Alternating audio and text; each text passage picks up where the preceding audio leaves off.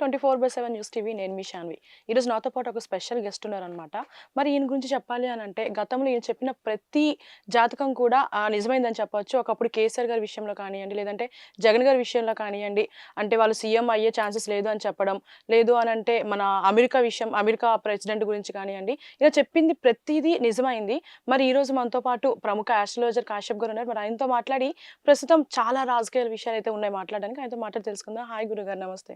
నమస్తే. ఎలా ఉన్నారు గురుగారు? Thank you. గురుగారు, గతంలో మీరేవైతే చెప్పారో ఆస్ట్రాలజీ అవన్నీ నిజమైనాయి. మరి ఈరోజు చూసుకుంటే ఈ సిట్యుయేషన్‌లో కూడా రాజకీయాలు గాని, లేదు అంటే ప్రస్తుతం మన ఇండియా కూడా చాలా ప్రాబ్లమ్స్‌లో ఉందని చెప్పుకోవచ్చు. ముందుగా మనం మన హిందూ ధర్మం కోసం మాట్లాడుకుంటే రీసెంట్‌గా హైదరాబాద్‌లో చాలా వరకు టెంపుల్స్ అనేవి ధ్వంసం చేయడం జరిగింది. మరి అది ఎవరు చేస్తున్నారు ఏంటనేది తెలియదు గానీ, చాలామంది సెకండ్ బంగ్లాదేశ్ అయ్యే ఛాన్స్ ఉంది. మన హిందువులే జనాభా తగ్గిపోతుంది అంటున్నారు. మీరేం చెప్తారు దాని గురించి? సెకండ్ బంగ్లాదేశ్ అటువంటిది అయ్యే పరిస్థితి లేదు. ఓకే. ఈ విషయం చూడాలంటే మనం భారతదేశం జాతకం చూడాలన్నమాట. ఓకే. భారతదేశం ఆవిర్భావం పుట్టిందెప్పుడు? 1947 ఆగస్ట్ ఆగస్ట్ 15th. 15th. ఆ రోజు మనకి స్వాతంత్రం వచ్చింది. ఆ రోజు జన్మలగ్నం తీసుకోవాలన్నమాట. ఓకే. అప్పుడు భారతదేశం పుట్టినప్పుడు జన్మ సమయానికి ఉన్న గ్రహాల ప్రకారం భారతదేశం వృషభ లగ్నం కర్కాటక రాశి అయింది.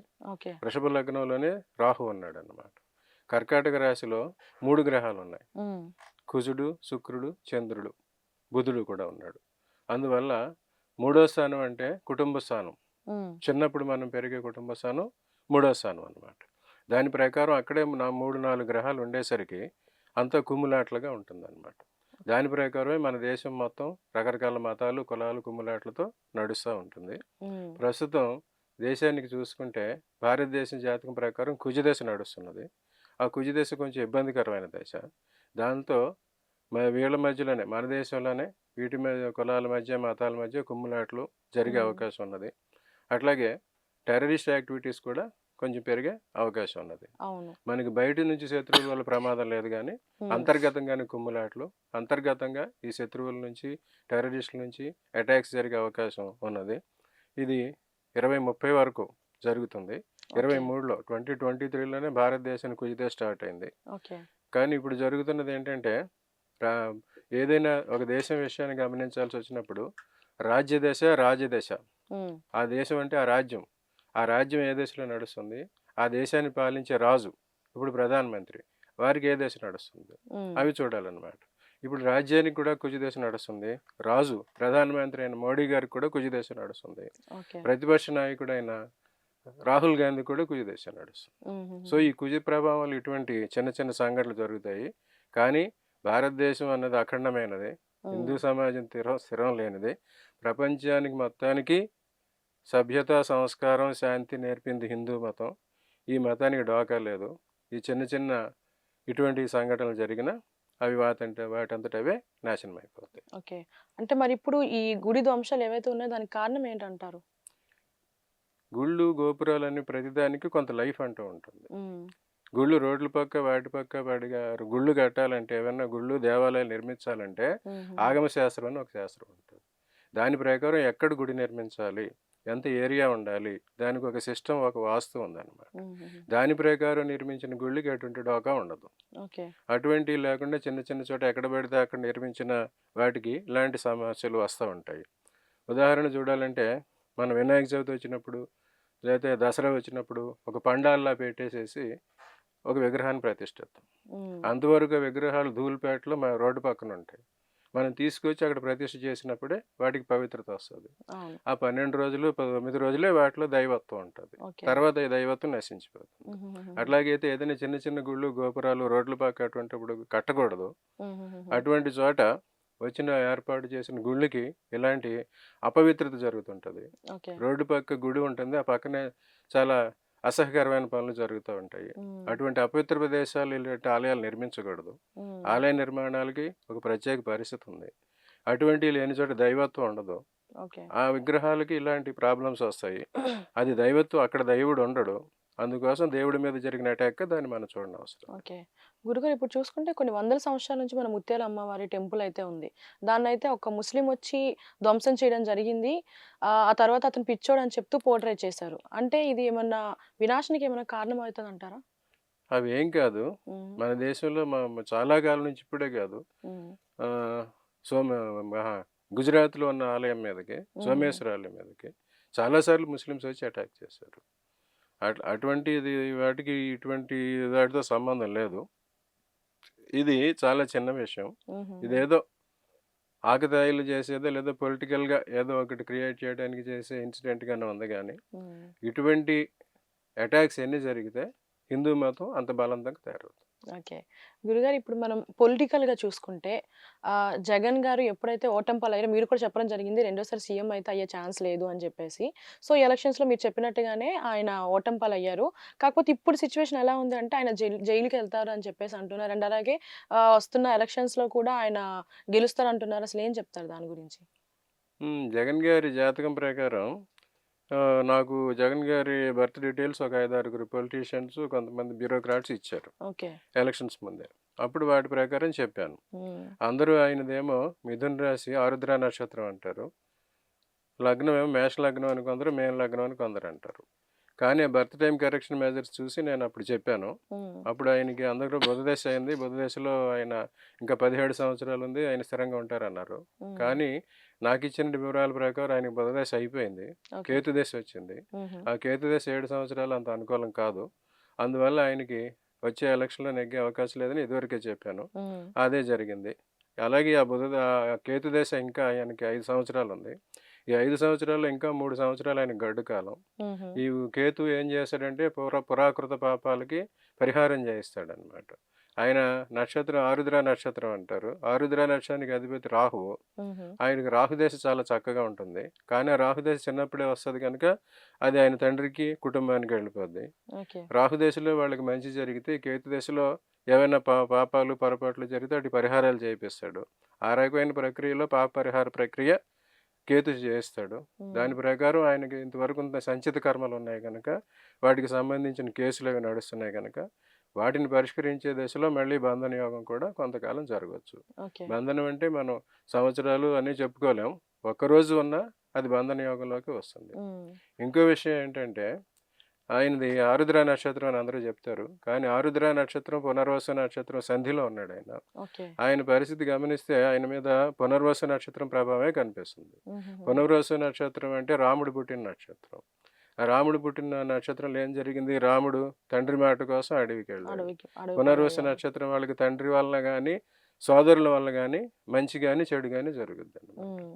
రాముడు తెల్లారితే ముహూర్తం పట్టాభిషేకం అనగా తెల్లారేసరికి తండ్రి అడవికి వెళ్ళిపోమన్నాడు. అవును. కైకేయి మాట వల్ల.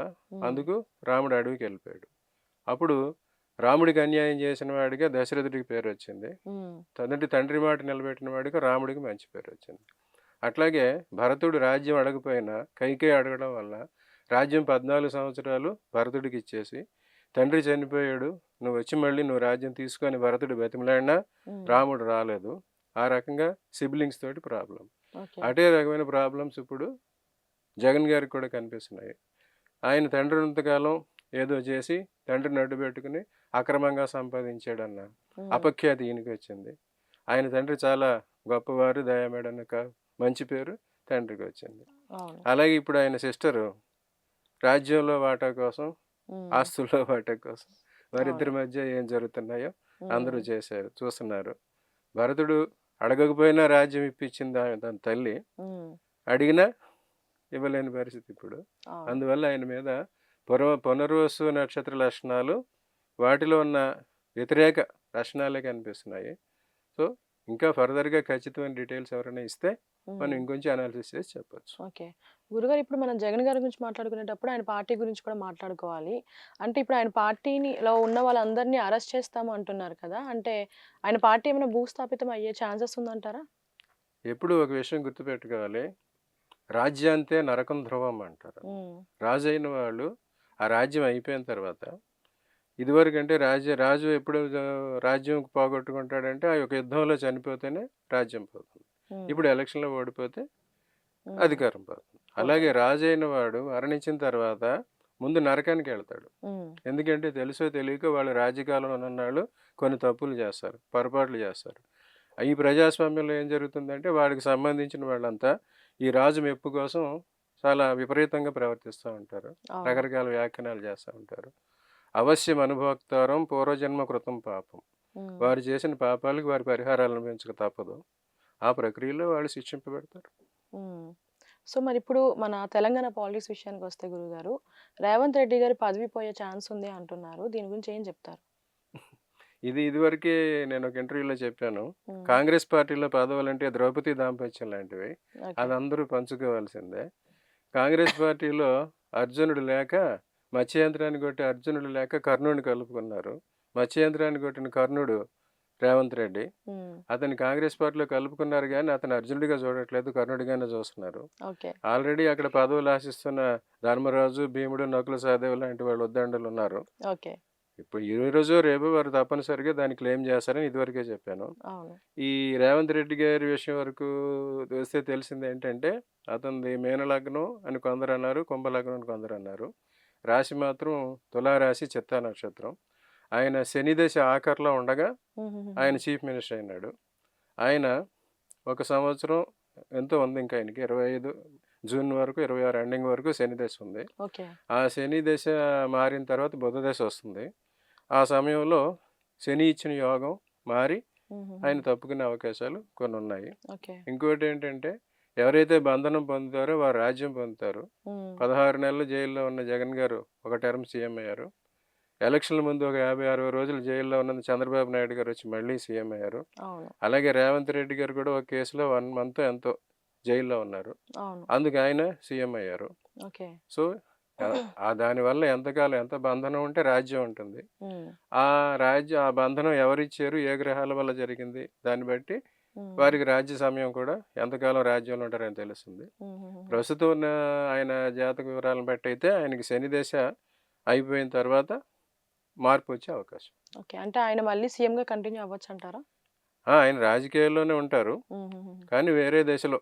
ఇప్పుడు మార్పు వచ్చిన తర్వాత మళ్ళీ అయ్యే అవకాశం ఉంది. ఓకే. అంటే ఇప్పుడు ఆయన్ని చాలా మంది ప్రజలు నమ్మి ఆయన సీఎం చేశారు. కాకపోతే చిన్న చిన్న విషయాల వల్ల ఏంటి అంటే ఆయన చాలా విమర్శలకి పాలవుతున్నారు. ఇది దేనికి దారి తీస్తుంది అనొచ్చు? అదే చెప్పాను కదా, అతని శని దశలో చీఫ్ మినిస్టర్ పదవి వచ్చింది. అవును. ఆ శని దశ ఆఖరిలో ఉన్నప్పుడు ప్రజా వ్యతిరేకత వస్తుంది అన్నమాట. ఓకే. అవును. అప్పుడు ఆ విషయంలో ఇప్పుడు ఆయన తీసుకునే నిర్ణయాలు కొంచెం ప్రజలకు వ్యతిరేకంగా ఉంటాయి. ఆ నిర్ణయాలు వాళ్ళు మళ్ళీ సమీక్షించుకోవాలి. ఓకే. ఇందులో ముఖ్య విషయం ఇక్కడ హైడ్రా ఎక్కువ నడుస్తుంది. అవును. ఆ హైడ్రాలో ఇదివరకు ఒకసారి చెప్పాను అది. ఆ హైడ్రా ఏర్పాటు చేసిన ఆ రోజు గ్రహస్థితులను బట్టి అది మేషం లగ్నంలో ఏర్పాటైంది. లగ్నంలోనే కుజుడు ఉన్నాడు. అందువల్ల చాలా అగ్రెసివ్గా దానికి వెళ్ళడం జరిగింది. దాని మీద తర్వాత రెండో జీవో ఇచ్చారు. సిఆర్డి ఏదో పరిధిలోకి తీసుకొస్తే దానికి ఏదో ఆర్డినెన్స్ ఇచ్చారు. ఆర్డినెన్స్ ఇచ్చిన రోజేమో గురువు బుధుడు పాలనలో ఉన్నారు. గురువు న్యాయానికి అధిపతి కనుక దాని మీద కోర్టులు జోక్యం చేసుకోవటం, చాలామంది కోర్టులకు వెళ్ళడం జరిగింది. అట్లాగే బుధుడు ఉన్నాడు కనుక వివేకంతో ఆలోచించి నిర్ణయం తీసుకోమని ఇలా చేస్తాడు. సో ఇదివరకే చెప్పాను, ఈ నవంబర్ 11 తర్వాత శని వక్ర మార్గం వెళ్ళి రుజు మార్గంలోకి వెళ్ళిన తర్వాత దాని మీద సరైన నిర్ణయాలు తీసుకోవటం, దాన్ని సరిచేయడం అనేది జరుగుతుంది. అప్పుడు ప్రజా వ్యతిరేకత తగ్గే అవకాశం ఉంది. దీని మీద ప్రజల్లోనూ న్యాయస్థానాల్లోనూ కూడా పోరాటాలు జరుగుతాయి. ఓకే. గురుగారు ఇప్పుడు మనం సినిమాల పరంగా చూసుకుంటే గురుగారు, రాజమౌళి గారి సినిమాలు అని అంటే చాలా మంది థియేటర్స్ అయితే ఫిల్ అయిపోతాయి చెప్పుకోవచ్చు. కానీ ఆయనతో చేసిన ప్రతి హీరో కూడా ఏంటి అంటే తర్వాత ఏదో ఒక సినిమా అనేది ఫ్లాప్ అవుతుంది. రీసెంట్‌గా మనం 'దేవర' మూవీ చూసుకుంటే అంటే అంత టాక్ అయితే రాలేదు గానీ కొంతవరకు అయితే జనాలు చూడగలిగారు. కానీ ఇప్పుడు 'త్రిబుల్ ఆర్' తర్వాత ఏదైతే ఎన్టీఆర్ గారు కానీ ఇప్పుడు మన 'రామ్ చరణ్' గారు కూడా వస్తున్నారు 'గేమ్ చేంజర్'తో. ఇప్పుడు ఆయన సినిమా ఫ్లాప్ అయ్యే ఛాన్స్ ఉందా? సినిమాల గురించి నాకు అంత పెద్దగా తెలీదు. ఓకే. కాకపోతే సినిమాల గురించి జనరల్ విషయాలు చెప్తాను. హ్మ్. సినిమాలు అనేవని మాయామేయ జగం అన్నమాట. ఓకే. ఉన్నది లేనట్టు, లేనిది ఉన్నట్టు చూపించటమే సినిమాలు. ఆ రకమైన ప్రక్రియలో ఏం జరిగిందంటే, రాజమౌళి గారి సినిమాలంతా రాహు ప్రభావంతో నడుస్తూ ఉంటాయి. ఓకే. విఎఫ్ఎక్స్ ఎఫెక్ట్స్ ఎక్కువ, ఎక్కడెక్కడ ఉన్నవాళ్ళు ఎక్కువ, అటువంటి ప్రభావం నడుస్తూ ఉంటుంది. ఆర్ఆర్ఆర్ సినిమానే తీసుకుంటే అది ఎప్పుడు సినిమా? Pre independent cinema. అవును. ప్రీ ఇండిపెండెంట్ స్వాతంత్రం రాకముందు రైల్ కమ్ రోడ్ బ్రిడ్జ్లు ఉన్నాయా? రైలు వ్యాగన్లో ఆయిల్ ట్రాన్స్పోర్ట్ చేసే పరిస్థితి ఉందా? 4 పక్కల గ్రిల్స్ ఉన్న రైల్ కమ్ రోడ్ బ్రిడ్జ్ పక్క నుంచి ఒక వ్యాగన్ పక్కకు పడిపోద్దా? అందులో తీసుకెళ్లే ఆయిల్ క్రూడ్ ఆయిల్ నీడల్లో పెడితే మండదు, స్లడ్జ్ ఫామ్ అవుతుంది. కానీ మంటలు వచ్చాయా? ఆ మంటలు వచ్చే సమయానికి ఒకే అమ్మాయి ఒకే బోట్లో ఉన్నదా? అంతవరకు ఎవరో ఎవరో తెలియని ఇద్దరు హీరోలు చెయ్యి ఆయన జాబితే చెయ్యి ఈయన జాబితే ఇద్దరు కలిపి ఒక తాడు సమయానికి దొరికి కిందకి దూకుతారా? వాళ్ళంతా ఇద్దరు దూకి ఒక అమ్మాయిని రక్షించడానికి ఇద్దరు దూకాలని అవసరం ఉందా? ఇలాంటివన్నీ ఎవరైనా చూస్తారా? కానీ అవన్నీ చాలా చక్కగా ఆయన చిత్రీకరించి అందరినీ మెప్పించి పంపించాడు. ఈ సినిమాల విషయంలో చూసుకుంటే ఇన్స్పైరింగ్ అండ్ పెర్స్పైరింగ్ అని 2 విషయాలు ఉంటాయి అన్నమాట. ఒకటి ఏంటంటే ఇన్స్పైరింగ్, ఆయన సినిమా బాగుంటుంది, ఈయన బాగా చేస్తాడు అని ఇన్స్పైర్ అయ్యి ముందు వెళ్తారు. వచ్చి థియేటర్లోంచి వచ్చేప్పుడు ఈ సినిమాలో ఇతను బాగా చేశాడు, ఈ పోర్షన్ బాగుంది, ఈ పాట బాగుంది అనుకుంటూ వస్తారు. ఇన్స్పైరింగ్ ఆస్పెక్ట్స్ ఎక్కువ ఉంటే సినిమాలకు ఓపెనింగ్స్ ఎక్కువ ఉంటాయి, పెర్స్పైరింగ్ ఉంటే తర్వాత రిపీట్ అవుతాయి. ఈ రెండు లేనప్పుడు ఎట్లానే ఉంటుంది. ఈ సినిమాల్ని ఇప్పుడు అందరూ star heroes, star producers, star directors ఉన్నారు కదా. వీరి కాంబినేషన్లో సినిమాలు తీసుకునేప్పుడు ఏం చేయాలంటే వాళ్ళ జన్మజాతకం ఎట్లా నడుస్తుంది, వారికి దశలు ఏమైనా నడుస్తున్నాయి, అవన్నీ చూసుకోవాలన్నమాట. సినిమా రంగంలో ఖ్యాతి రావాలి, పేరు కావాలంటే ముందు సినిమా రంగం ప్రవేశం జరగాలంటే కావాల్సిన అనుగ్రహించే గ్రహాలు 2, శుక్రుడు, చంద్రుడు. ఈ 2 గ్రహాల అనుకూలత తప్పనిసరిగా ఉండాలి. వీటితో పాటు బుధ గ్రహం అనుకూలం ఉంటే డైరెక్టర్లు అవుతారు, చంద్రగ్రహం అనుకూలం ఉంటే రైటర్స్ అవుతారు, శని గ్రహం అనుకూలం ఉంటే డాన్సర్స్ అవుతారు, కుజగ్రహం కూడా కలిసిందంటే ఫైటర్స్ అవుతారు. ఇన్ని రకాల కాంబినేషన్స్ ఉంటాయి. ఈ కాంబినేషన్స్లో పిక్చర్స్ తీసేప్పుడు ఈ స్టార్ హీరోస్ వాళ్ళతో తీసేప్పుడు తప్పనిసరిగా వారి జన్మజాతకం దాని మీద ప్రభావం చూపిస్తుంటుంది. మీరు చెప్పిన ఎన్టీఆర్ అతని జాతకం కొంత డీటెయిల్స్ ఎవరో నాకు ఇచ్చారు. అతనిది సింహరాశి, సింహలగ్నం, పుబ్బా నక్షత్రం. కాకపోతే అతనికి ఇప్పుడు ఏదో చెడు దశ, కేతు దశ ఏదో నడుస్తుంది. ఆ తర్వాత అంతవరకు కొంత ఉన్నాయి.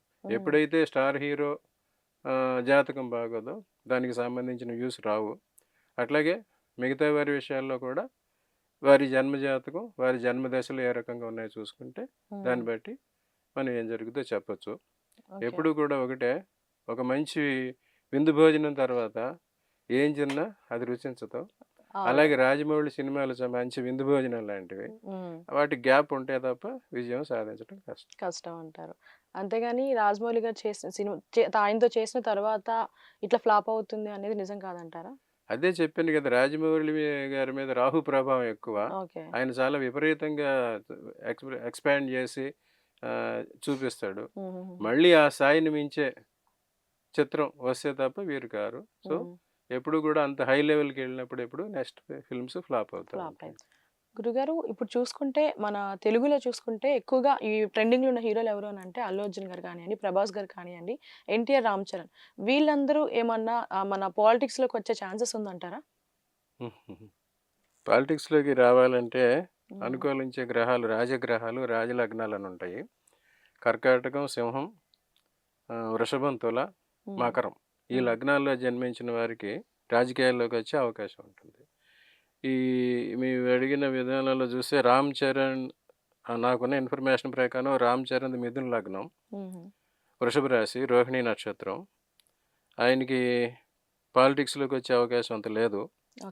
వీరికి సినిమా రంగంలోనే అదృష్టం ఎక్కువ ఉన్నది. ఎందుకంటే ఏకాదశి స్థానం లాభస్థానం అంటారనమాట. ఆ స్థానంలో ఈయనకి రవి, బుధ, శుక్ర గ్రహాలు 3 ఉన్నాయి. అందువల్ల ఈయనకి సినిమా రంగంలోనే ఎక్కువ అవకాశాలు, మంచి ఖ్యాతి వచ్చే అవకాశం ఉంది. అల్లు అర్జున్ అన్నారు మీరు. అల్లు అర్జున్ కూడా మిథున లగ్నమే. అతనికేమో మకర రాశి అయింది. మకర రాశి ధనిష్ట నక్షత్రం అయింది. ఇందాక చెప్పాను, శుక్రుడు వాటితో పాటు శనిగ్రహం కూడా అనుకూలంగా ఉంటే వాడు మంచి డాన్సర్స్ అవుతారని చెప్పాను. దాని ప్రకారం ఈయన మంచి డాన్సర్ అయ్యాడు. ఇక ఈయనకి కూడా చూసుకుంటే ఏకాదేశంలో ఈయనకి బుధ, కుజులు ఉన్నారు. 10 స్థానంలో రవి ఉన్నాడు. ఈయనకి కూడా రాజకీయాల్లోకి వచ్చే అవకాశం అంతగా లేదు.